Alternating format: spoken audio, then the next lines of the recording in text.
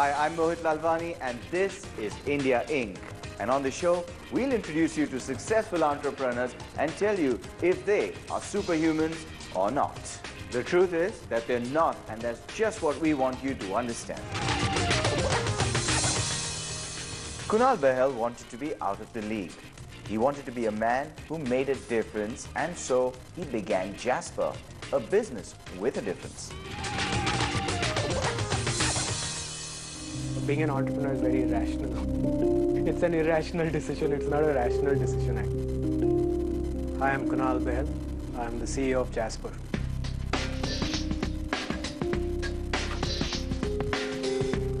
I grew up in Delhi, went to school in Delhi as well.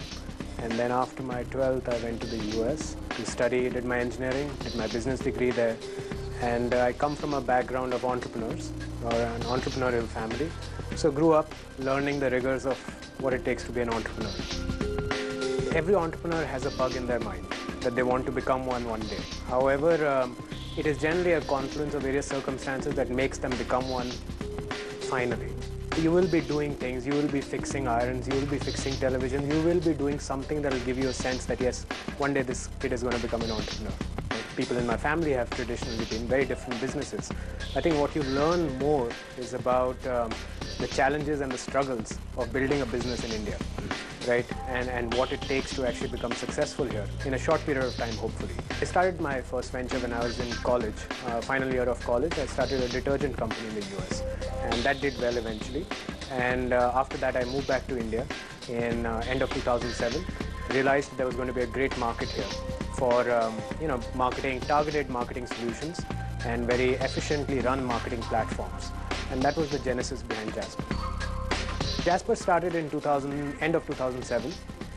We realized that as organized retail was growing in India and marketers were becoming more and more sophisticated in terms of the kind of marketing platforms they wanted to utilize to communicate to customers, we realized there's going to be a need for companies like the one we have built to do smart marketing for these brand marketers, as well as for the SME merchants in India, which is a $350 billion industry. And I think that's really the spot where Jasper plays in now. I had a lot of experience doing couponing and sampling in the US, and I think that really helped because that's a very large, that's an $8.5 billion industry in the US. In India, we actually gave birth to that industry. So there was a lot of resistance once we first started because people did not understand the space. People understand websites, people understand mobile phones, people don't understand, a business built around coupons, right? But we built an industry around it, and there are a lot of followers behind us now, but the market has definitely been created now. We invested a lot of our own capital when we first began. We also roped in some angel investors from the US who wanted to support us as young entrepreneurs in India. And that's really how we began. But we grew the business for the first 18 months completely organically. We took the business, we grew the revenues profitably, and we grew the team. We grew our infrastructure in terms of offices completely organically, which is the right way to do it. More importantly, money from an investment standpoint, institutional investor standpoint, had completely dried up during the recession. But we kept our heads down and focused on growing the business completely organically. It was very difficult to begin with. I remember both me and my colleague Rohit, when we started the business, we used to go to restaurants to convince merchants, the managers, to give us discounts. These were these kind of restaurants where we would probably not even go and eat, right? And that was a great learning experience because we really understood what is the SME merchant in India looking for. That was a great learning for our business, which has helped us to scale thereafter very efficiently and very fast. So in India, the big challenge is acceptance to new ideas still takes a lot of time, right?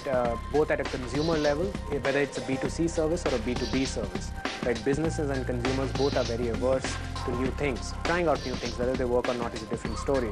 Also, the environment as an entrepreneur is very viscous, right? Very frictionful.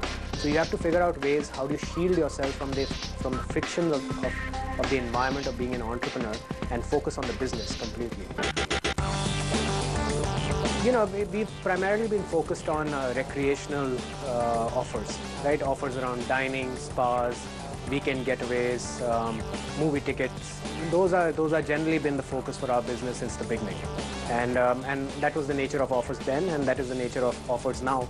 We're just doing it at a much larger scale now. We work with over 5,000 merchants in India, small from hole-in-the-wall restaurant to the largest retail conglomerates in India. So MoneySaver is essentially a benefits card that gives the cardholder discounts at thousands of locations across the country.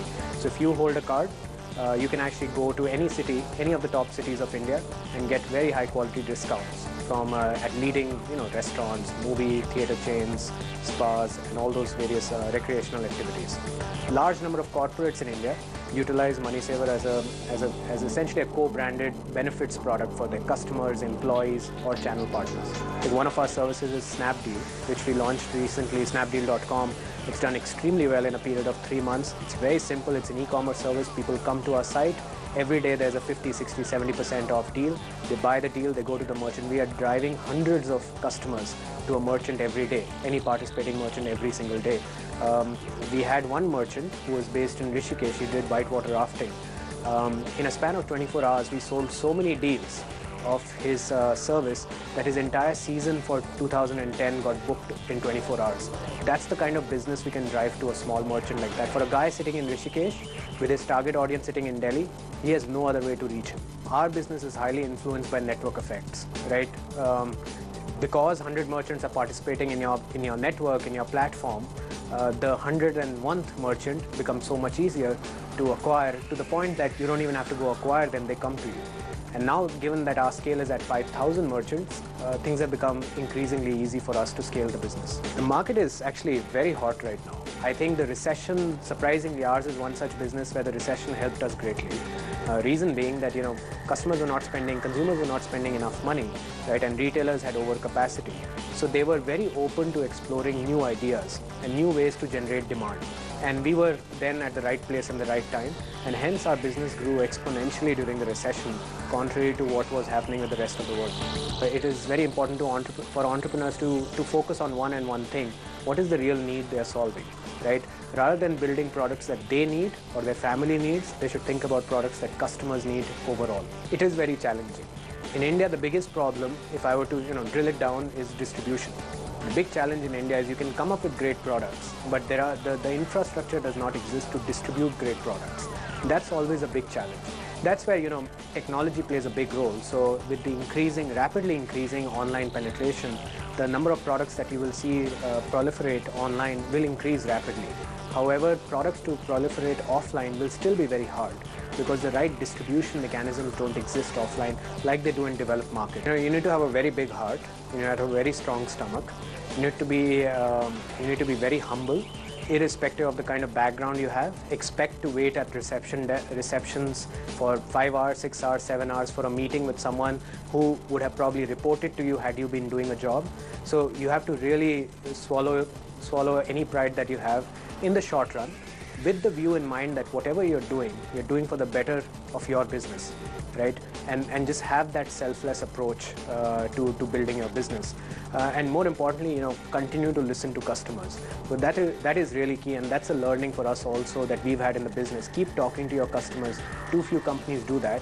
The best way to get free advice is not to hire expensive consultants, but to actually just pick up the phone and talk to your customers. We grew up in environments where schools had 10,000 children, right? And when you would walk in the morning, going into school, everyone's wearing a neat white uniform. You're just one of them.